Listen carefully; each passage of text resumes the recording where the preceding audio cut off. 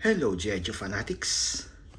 So, nandito na naman tayo para tignan, suriin, o reviewin itong sila G.I. Joe Classified Series Cobra Valkyries.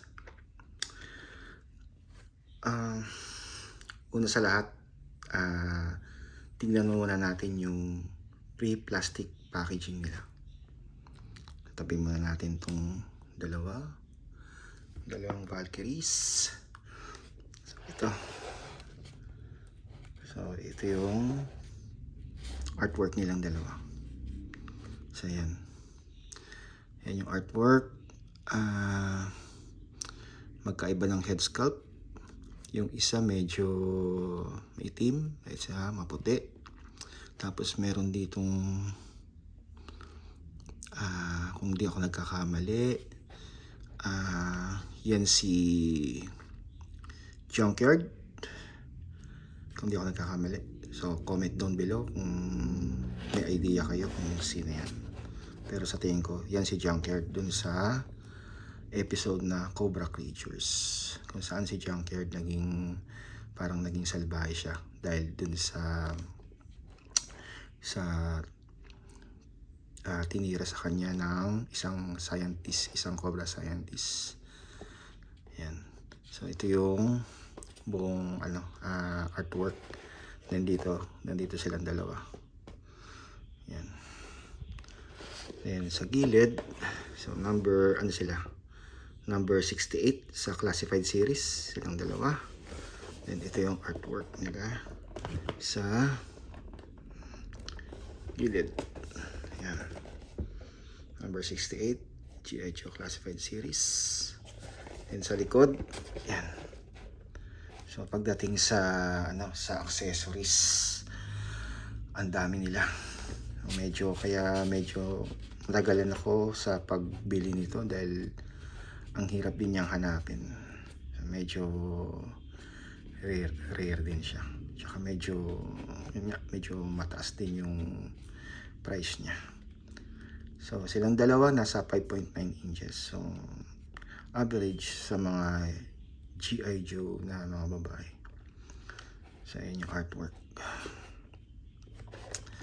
So kung di ko nagkakamali, yung medyo maitim, dun sa sa mga lalaking mga Cobra. So sila yung mga Cobra Trooper, Cobra Infantry at saka Cobra Officer. So ganyan ang kulay. Then yung puti, yan yung mga Cobra Trooper. Yan. So balik na natin yung dalawang Valkyrie. Yan. So halos pareho naman yung nila eh. Halos pareho yung mga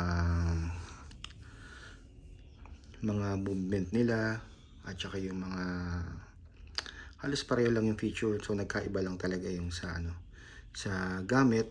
So may pagkakaiba sa kulay dahil dun sa nila, para may pagkakaiba sila. So hindi sila halos pareho. So unahin na natin tingnan tong isa. Itong puti. So yan. So pagdating sa head sculpt, so okay naman yung details pati din sa mata. Yan. Tapos dito meron siyang nalagyan ng knife. Yan. Tapos dito yung parang insignia o rango nila. Tapos ito meron silang belt. So yun, maluwag na naman yung belt nila.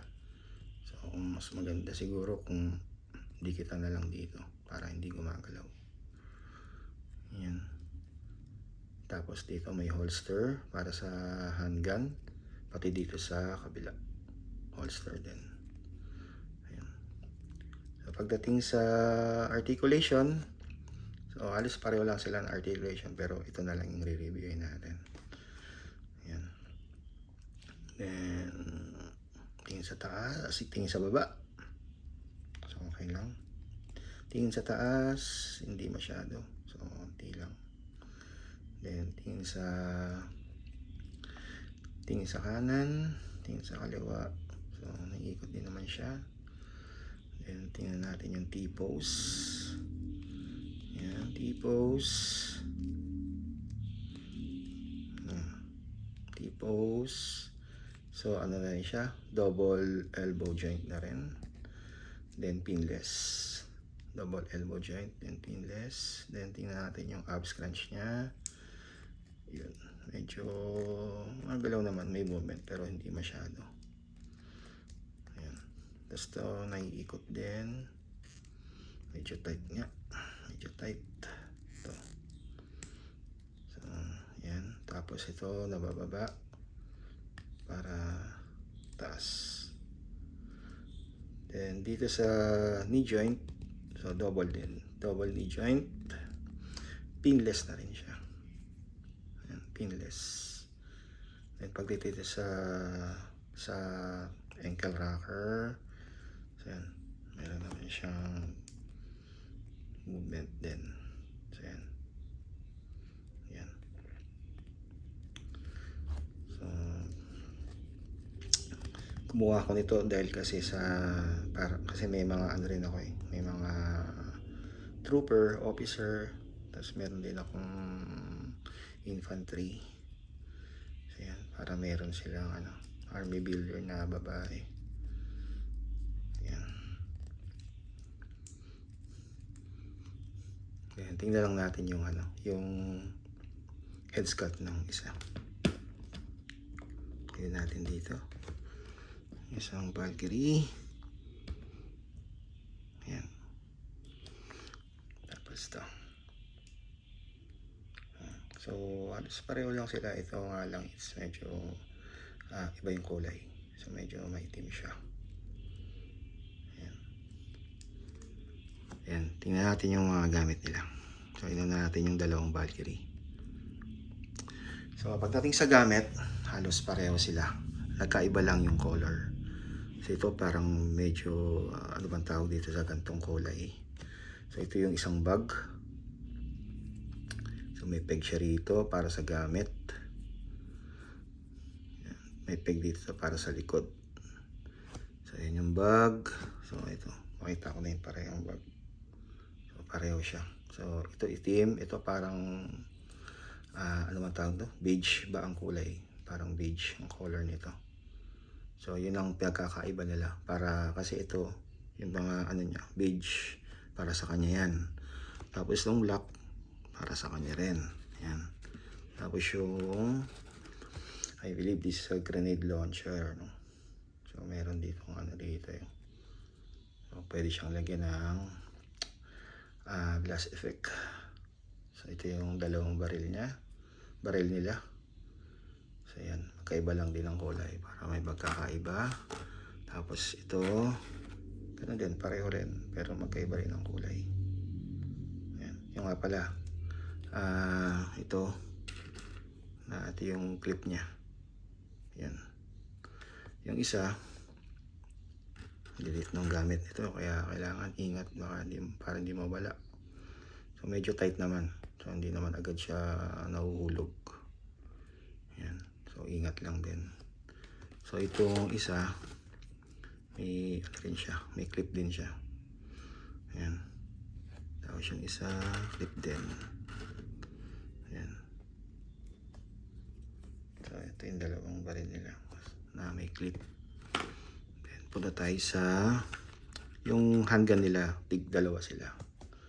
So, ito yung isang handgun. So, plain beige din ang color. Then, ito black. Ayan, kakaiba. Then, meron silang knife. So, itong knife nila, at least, ito, may color. So, yung handle, beige. Then, yung parang talim, it's silver. So, maganda yung ginawa rito para sa akin. So, nagkaroon ng color. Hindi halos lahat black, hindi lahat beige. Ayan. So, okay yan. Then, dito, pagdating, ang dami nilang blast effect. So, ito yung mga blast effect. So, mga pwedeng ilagay sa barrel. Yan, subukan natin. Yan, blast effect. Yan, blast effect din. So pwede silang dugtungin. May mga peg din sila na pwede silang ipagdugtong. Tapos ito, yan, dami nilang blast effect. So pwede mong idugtong to. Yan. So magki-create ka na lang ng imagination kung paano mo gagawin yung mga blast effect. So pwede rin yan. So ang daming blast effect. Ito napaka simple lang, blast effect din. So pwede mong ito bigyan, tapos pwede mong ipasok do. So para iba. Yan. So pagdating sa blast effect, ang dami niya. So halos kompleto yung blast effect nitong Valkyrie. So ito dalawa yung ganito. Then ito yung tawag na parang rapid fire to. Ang ganda rin mo blast effect to. So kahit saan pwede. Ayan. Blast effect. Then siyempre pagkatapos ng barilan, so pero para siyang pwedeng may usok. Ito, ganda. Yan. So yan ang gamit ng mga blast effect. Then meron silang meron silang helmet. So ito yung dalawang helmet na pareho. So ito either trooper or infantry. Yan. Tapos ito, pag suot nila ito yung officer, Cobra officer. So pwede silang kahit sino pwedeng maging officer silang dalawa. Pero at least dalawang trooper or infantry pwede. So maganda rin yung naging idea ng Hasbro dito. Ayan. Tapos meron silang isang head sculpt na pwedeng ilagay sa kanila. So maganda rin ang pagkakagawa. Pero sana so sana dalawa rin sana siya. So mas maganda siguro kung dalawa rin to. So parang pareho sila, di ba? Pareho silang nakaganito. May uniformity. So yan. So parang ganito rin yan na nilagyan lang ng mask. Tapos parang meron siyang parang oxygen ata, no? So yan. Sa inyo mga isang alternate head lang na naka goggles. Yan. Tingnan natin yung mga gamit nila. Yan. So ang gagawin natin dahil ito nga para sa itim, ito para sa beige. So ang gagawin natin, pagbabalik na rin natin para mas konting spice o konting pagkakaiba sa kanila. So ito, lagyan natin ito. Maiba lang, di ba? So choose your adventure. Yan. Tapos itong isang baril niya, so may peg dito. Yan. Yan. Tapos yung baril, handgun, rin, diba? Parang may lang din. May pagkakaiba sila. So siguro kung i-display ko sila, ganito ang gagawin ko. Para yan. Para magkaiba sila ng gamit. Kasi itim na nga siya. Itim pa rin yung gamit niya. Tapos yung isa puti pa rin o beige pa rin yung gamit niya, diba? So ito yung knife. So ito ilalagay yung knife. Yan. Tapos ito yung grenade launcher o yung baril nila. So, diba mas magandang tignan. Yan. Then tabi natin, pareho silang pareho silang trooper, or gawin natin pareho silang trooper, or ito, dahil nga sa hindi, ibahin natin din. So ito gawin nating trooper or infantry. Yan.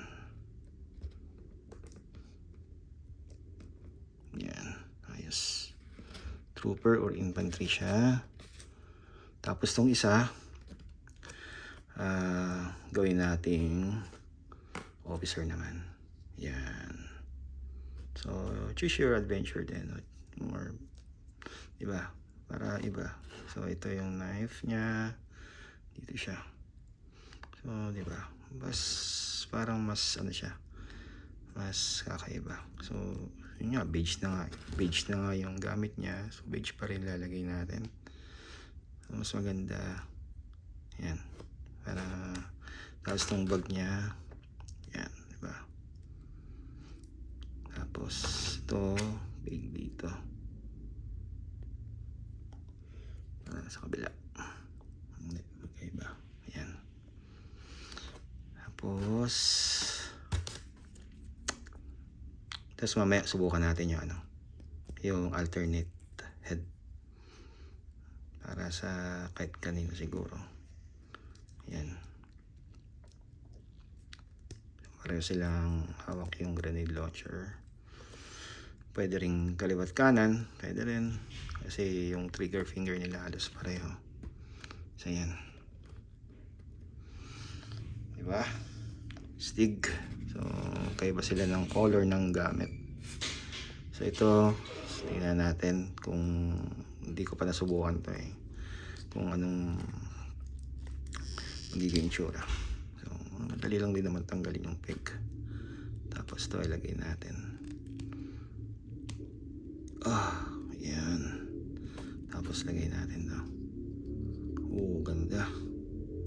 Wow, bagay nga Ganda. Diba? Ganda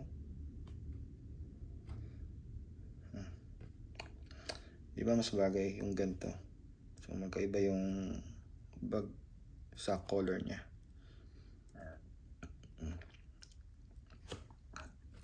So yun nga, sana makakuha ng ganun na face sculpt, kahit ganun lang.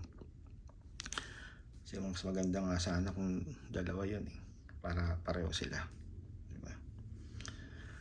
So ayan, ang dami nilang accessories, daming gamit. So ayan yung G.I. Joe Classified Series Cobra Valkyries. Maraming salamat uli sa mga nanood, sa mga sumuporta. Cobra!